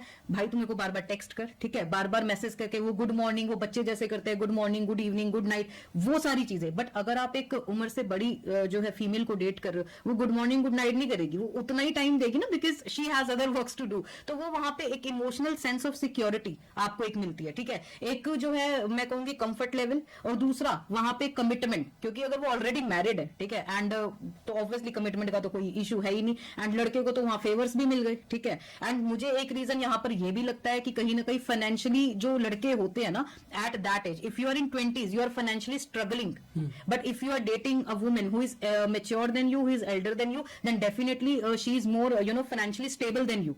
क्योंकि अगर मैरिड है तो ऑफकोर्स हस्बैंड का पैसा है, अगर मैरिड नहीं भी है, खुद काम कर रही है, तो भी वो उससे ज्यादा एज के, तो ऑफकोर्स वो उससे ज्यादा फाइनेंशियली इंडिपेंडेंट होगी। तो सारी चीजों में लड़के अगेन विन विन सिचुएशन में है, ठीक है। उनको वहां पे पैसा भी जो है वहां पे खर्च नहीं करना, वो भी जो है वहां पे उनकी नीड्स फाइनेंशियली भी पूरी हो रही है, फिजिकली भी पूरी हो रही है, एंड कमिटमेंट का भी कोई जो है वहां पे इशू नहीं है।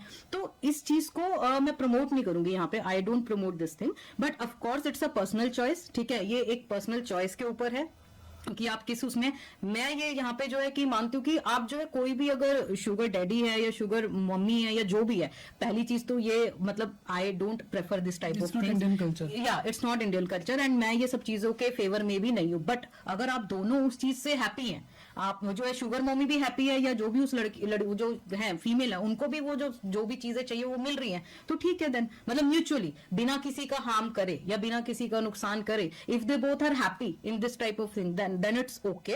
बट हाँ, कोई चीट मत कीजिए, झूठ मत बोलिए, चीटिंग मत कीजिए। अगर आप ऑलरेडी मैरिड हैं तो ये मत बोलिए जी कि मैं आजकल एज का पता नहीं चलता, ठीक है। ऑलरेडी अगर आप मैरिड हैं तो आप वहां पर बोल रहे हैं कि मैं अनमैरिड हूं, दैट इज रॉन्ग। अगर आप ऑलरेडी जो है एक रिलेशनशिप में, मतलब कोई भी प्यार का झांसा देना या कोई भी चीटिंग करना किसी भी तरीके की, financially, emotionally and physically, that is wrong. आपने एस्ट्रोलॉजी की बात करी, और मैं एक सवाल पूछना चाहूंगा कि पिछले साल के अंदर 2023 के बाद, मतलब ये पिछले 5 साल हम लोगों के लिए बड़े अजीब से गुजरे मेडिकल फील्ड के अंदर। बिल्कुल यदि हम बात करें, कोविड आया, हाँ जी, कोविड के बाद यदि हम बात करें तो कुछ वॉर्स हो गई, जैसे कि हाँ। ऑपरेशन सिंदूर हुआ, तो अभी 2-3 फ्लाइट्स का एक्सीडेंट्स हो गए, तो ट्रेन के एक्सीडेंट हो गए, तो ऐसा कोई बुरा समय चल रहा है हमारे देश पे या पूरे पृथ्वी पे? सर देखिए देश पे नहीं होंगी, क्योंकि जो प्लैनेट या ग्रह काम करते हैं वो पूरी पृथ्वी के लिए हैं। ये नहीं कि वो सिर्फ हिंदुस्तान पे काम कर रहे हैं। अगर मैं पर्टिकुलरली इस साल की बात करूं तो ये साल है 2025, टोटल में बनता है 9, ठीक है। 2025 को प्लस करेंगे, that is 9। 9 is the number of Mars, Mangal का साल था, ठीक है। एंड शुरू में बहुत सारे प्रिडिक्शंस भी आए थे। मंगल का साल क्या है, फायरी एनर्जीज है, ठीक है। कुछ ट्रांजिट ऐसे बने, कुछ लोगों ने मिथ भी बहुत फैला दिए। ट्रांजिट था, मंगल एक तो साल हो गया, ऊपर से मंगल के इस साल के जो ट्रांजिट हुए हैं ना वो भी कुछ ज्यादा अच्छे नहीं हुए, ठीक है। मंगल केतु का ट्रांजिट हुआ एंड इस साल बहुत सारे ट्रांजिट हुए हैं। ट्रांजिट होते हैं जब एक जो ग्रह है वो अपनी दशा परिवर्तन करता है या ग्रह परिवर्तन करता है, दीज आर ट्रांजिट, ठीक है। बहुत सारे जो है, सबसे पहला जो है शनि का जो है ट्रांजिट हुआ मार्च में, ठीक है। उसके बाद राहु केतु का हुआ, सबसे बड़े बड़े ट्रांजिट बता रही हूँ, क्योंकि शनि का 2.5 साल में होता है, राहु केतु का 18 महीनों में होता है, ठीक है। मंगल का ट्रांजिट 2 से 2.5 महीने के बीच में होता है। तो जब मंगल केतु का एक टाइम आया ना, जो ट्रांजिट हुआ, वहां पे कुछ ना कुछ चीजें, ट्रैवलिंग जो है वहां पे होनी, जो एक फ्लाइट का बहुत दुखद हादसा एक अहमदाबाद में हुआ था, उस टाइम पे वो हुआ था। आपने जो ट्रेन की बात कही वो उस टाइम पे हुई थी, ठीक है। एक ऑपरेशन सिंदूर जो पहलगांव में जो हादसा हुआ वो उस टाइम पर हुआ था, ठीक है। एंड ये नहीं कि वो हिंदुस्तान में हो रहा है, बाहर भी मैंने बहुत सारी फ्लाइट सुनी है। उसके बाद एयर इंडिया की कितनी फ्लाइट्स के साथ बहुत हादसे हुए हैं, बहुत हादसे हुए उसी टाइम के बाद हुए। लेकिन इस चीज में एक मैं और बताऊंगी, आपने 13 सितंबर के बाद, क्योंकि वो ट्रांजिट 13 सितंबर तक था, आप चाहे कैलकुलेट कर लो या आप उसको कर, 13 सितंबर के बाद आपने कोई हादसा नहीं सुना होगा, ना कोई फ्लाइट का हुआ, ना कोई ट्रेन का हुआ, ना कहीं आग लगी, ना कोई कुछ है, क्योंकि वो ट्रांजिट का इफेक्ट था जो हुआ। अब सॉर्टेड है, ठीक है। अब जो है मंगल का कोई भी ऐसा ट्रांजिट नहीं, तो खैर साल ही खत्म हो रहा है, तो ऐसा जो भी ट्रांजिट था ना वो उस टाइम पीरियड के लिए था। तो वो सारी चीजें हैं, तो इसीलिए ये दुखद हादसे और ये सारी चीजें जो है इस साल ज्यादा हुई हमारे उसमें। अगले साल का प्रोडक्शन कुछ अच्छा होगा या ऐसा ही चलेगा? अगला साल जो है मैं बताऊंगी 2026, टोटल में बनता है 1 नंबर होता है सूर्य का। तो सूर्य क्या है ना, बेसिकली बहुत पॉजिटिव, एक बहुत ही ब्राइट सूर्य आते हैं जो पृथ्वी पर, एक पॉजिटिविटी आ जाती है ना, लाइट आ जाती है। तो सबकी जिंदगियों में जो मंगल ने तहस नहस मचा दिया ना इस साल में, तो एक लाइट आएगी सबकी लाइफ में, ठीक है। सन जो है कहीं ना कहीं आपके जो काम जो है अभी तक जो रुक गए हैं या जो भी चीजें हैं वो काम बनेंगे आपके 2026 में। लेकिन एक चीज और भी कहूंगी, सन का एक और यहाँ पे ईगो इश्यूज, सन जो है बहुत ज्यादा झुकता नहीं है ना, क्योंकि झुकेगा नहीं, ठीक है। सो वो थोड़ा सा अपनी ईगो को कंट्रोल में रखिए, क्योंकि अगर वो नहीं करेंगे तो फिर आपकी लड़ाई होने के भी चांसेस है, ईगो क्लैशेस होने के भी चांसेस है। थोड़ा सा जो है अपनी मैं को नीचे रखिए, डोमिनेंट, क्योंकि सन क्या है, डोमिनेंट प्लैनेट है ना। एंड जैसे एक बार अगर किसी ने आपको हर्ट कर दिया तो 2026 में ना कुछ चीज ऐसे होगी वो दिल पे लग जाएगी आपके, कि यार जल्दी से मैं भूल नहीं पा रहा उस चीज को। उस चीज से थोड़ा बच के रहिए। हमेशा हर ग्रह की अच्छी आदतें उठाइए रादर देन बुरी, क्योंकि अच्छी बुरी सब ग्रह की कुछ ना कुछ, जैसे हमें अच्छी बुरी आदतें हैं ऐसे ग्रह की भी अच्छी बुरी आदतें होती है, अच्छी चीजें उठाइए। तो 2026 डेफिनेटली 2025 से तो बहुत बेटर है, क्योंकि सूर्य का साल है। आप उसको यूज कीजिए नई अपॉर्चुनिटीज में, नए जो है करियर ब्लॉक्स में, ठीक है। नई नई चीजें करिए, वो चीज 2026 आपको सपोर्ट करेगा। कुछ भी नया स्टार्ट करना है उसके लिए, कोई बिजनेस स्टार्ट करना है या कुछ नई चीजें स्टार्ट करनी है, कोई पार्टनरशिप में चीजें करनी है, आपको कुछ भी न्यू स्टार्ट करना है, new beginnings, 1 number is of new beginnings as well. कोई रिलेशनशिप में भी जिसकी अभी तक चीजें जो है प्रॉब्लम्स चल रही है, कोई ब्रेकअप, नो कॉन्टेक्ट सिचुएशन चल रहा है, 2026 रिलेशनशिप्स के लिए भी 2025 से बहुत बेटर रहने वाला है। एक चीज मैं आपसे आखिरी में पूछना चाहूंगा कि जी, बीइंग आई बोर्न इन ए ब्राह्मण फैमिली, तो मैंने जैसे लोगों को या मैंने मेरे घर वालों को देखा कि वो शनिवार के दिन तेल देते हैं, एक आदमी आता है तेल लेके डकौत आते हैं। डकौत आता जी, है।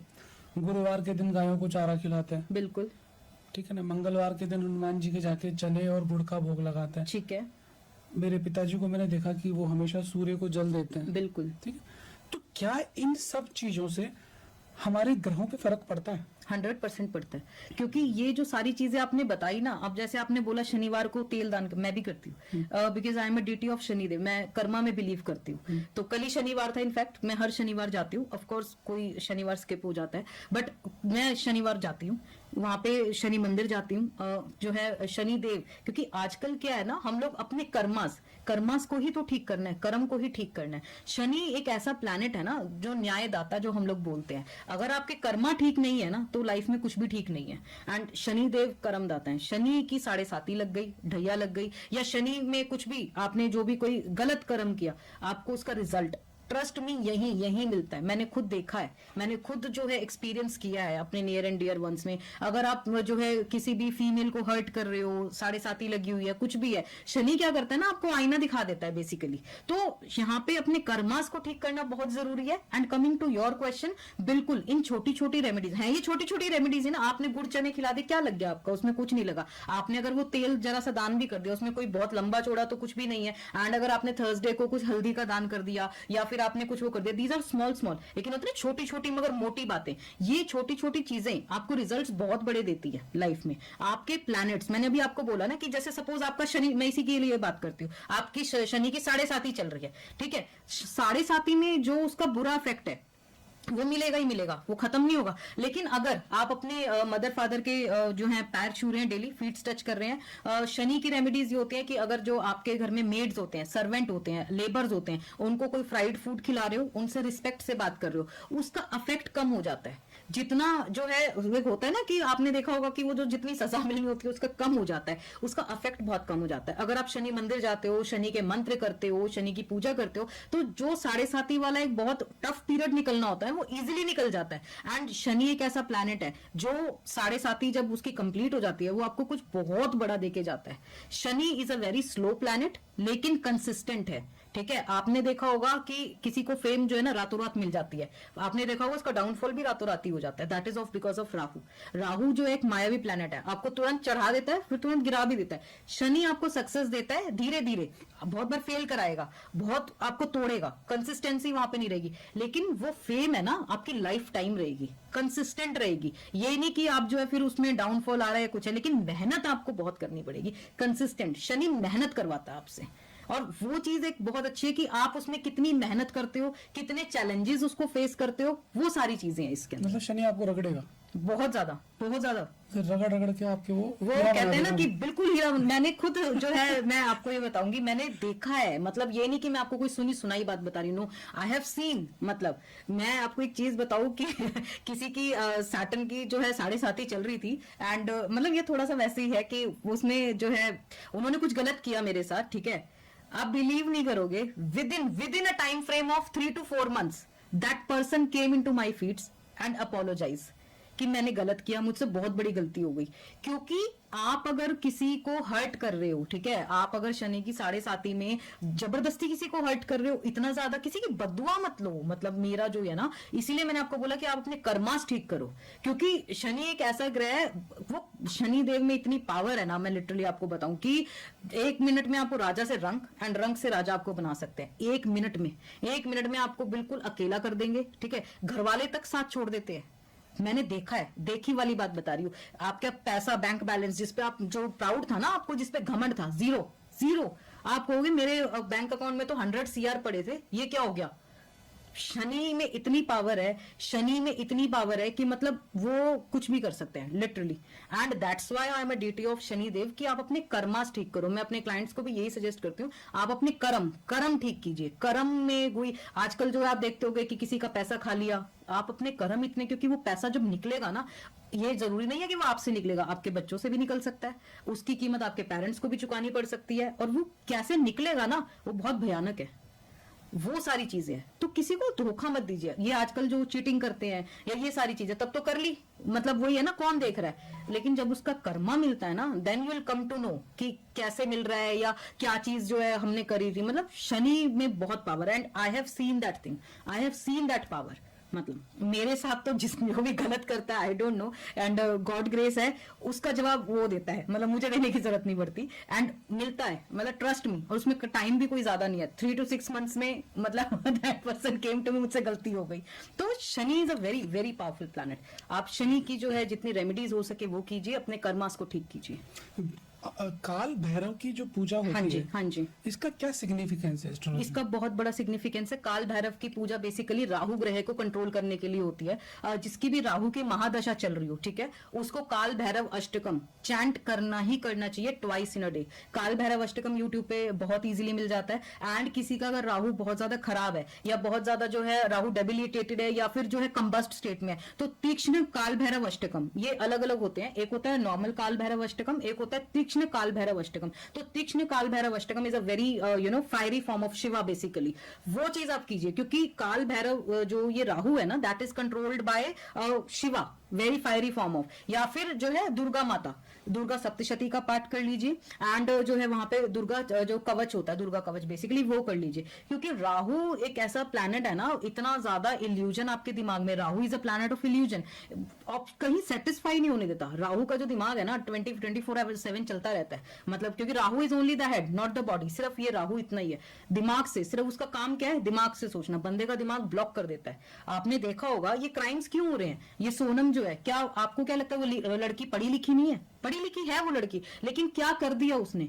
आपको नहीं लगता कि एक बार तो दिमाग में थॉट आया होगा कि मैं क्या कर रही हूँ, या एक बार तो अंदर से कोई आवाज आई होगी कि मैं क्या मतलब उसको मार रही हूँ या क्या कर रही हूँ। बट राहु एंड सम, मैं इसको जस्टिफाई नहीं कर रही, बट वहां पे प्लैनेट्स ऐसी जो बना देते हैं ना सिचुएशंस, कि वहां पे आपका माइंड ब्लॉक हो जाता है, सोचने समझने की शक्ति सारी वो वहां पर जीरो, एंड बस वो लगता है कि जो मैं कर रही हूँ वो सब सही है। तो काल भैरव का जो आपने यहाँ पे पूछा, काल भैरव अष्टकम बिल्कुल यहाँ पे चैंट करना चाहिए, एंड ये यूट्यूब पे आपको इजीली मिल जाएगा, एंड 5 मिनट्स का ही चैंटिंग होता है, इसका पाठ होता है, वो आप ट्वाइस जो है सुबह शाम डेली कीजिए, सैटरडे से शुरू कीजिए। आज हमने मोनिका जी को बहुत परेशान किया है, बहुत ऐसे ऐसे सवाल पूछे जिनका आंसर देने में इनको कई बार सोचना पड़ा होगा कि यार ये सवाल का जवाब यदि मेरे घर वाले सुनेंगे तो शायद उनको मजा नहीं आएगा, they will not feel comfortable.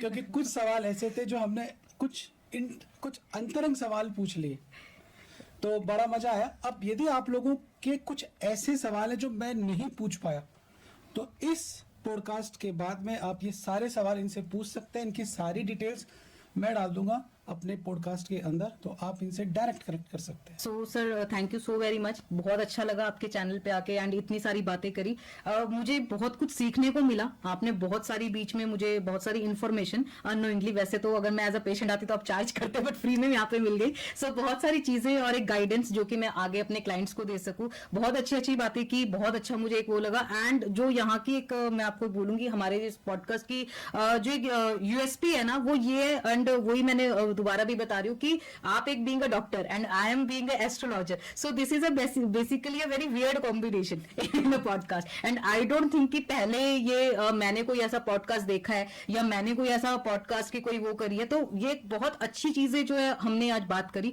बहुत अच्छी चीजें निकल कर आई, बहुत सारी जो है काफी जो डे टू डे क्वेश्चंस हमारे आपके या मेरे जो भी क्लाइंट्स हैं, यूजर्स हैं, उनके दिमाग में होते हैं, उनके बारे में हमने बात करी, उनके सोल्यूशंस के बारे में बात की। सो बहुत अच्छा लगा सर, एंड बहुत सारी नॉलेज मुझे खुद मिली है, बहुत कुछ मैं लेकर जा रही हूँ अपने साथ, आपसे डीप इनसाइट्स लेके जा रही हूँ, and it's a very memorable experience to come in to mad mic talks, कि मैं यहाँ पर आई एंड हमने इतने सारे, आपने इतना टाइम दिया, मुझे इन्वाइट किया, सो उसके लिए thank you so very much sir, thank you so very much.